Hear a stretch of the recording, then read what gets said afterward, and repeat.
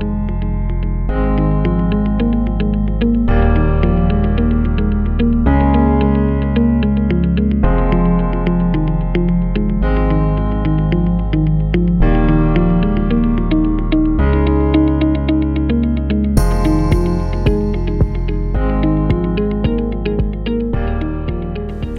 and welcome to the latest Astute Market Overview, election special.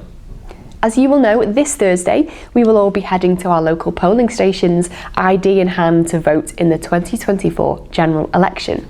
This leads us to question, what will the election result mean for my investments?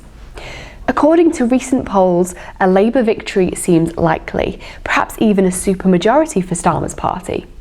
For those in their 20s, there has never been a general election result in which they have voted that has yielded anything other than a Conservative win.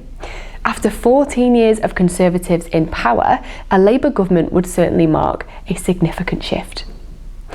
However, from a market perspective, the impact is likely to be muted. The manifestos of the major political parties lack radical policies. Most proposals have been moderate. Boring even, but boring is good news for markets. It suggests stability and predictability. Whilst changes may come down the line, politicians are unlikely to take any huge risks in the early days. Overall, UK politicians are very focused on fiscal discipline, especially in the wake of the unfunded tax cut announcements under Liz Truss in the 2022 mini-budget, less than 2 years ago. The main parties are committed to fully funded and budgeted announcements, which reassures markets. This commitment to fiscal discipline suggests that this election could be supportive for investment markets, reinforcing the UK's reputation as a stable and responsible nation. The main concern for markets would be a hung parliament, which would introduce uncertainty due to a lack of decisive government action. However, this outcome is unlikely. So given that we expect little market impact from this election, how else could it impact your finances? The most significant impact could come from policy changes regarding taxation.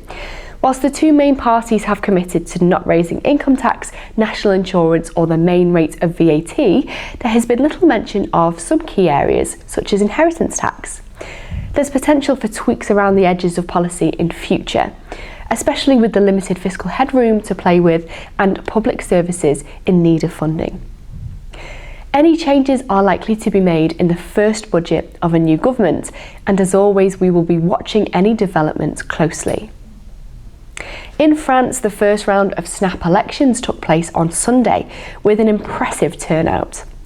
The national rally, headed by Marine Le Pen and Jordan Bardella, came out on top with 33% of the vote, signalling a clear shift to the right for the country.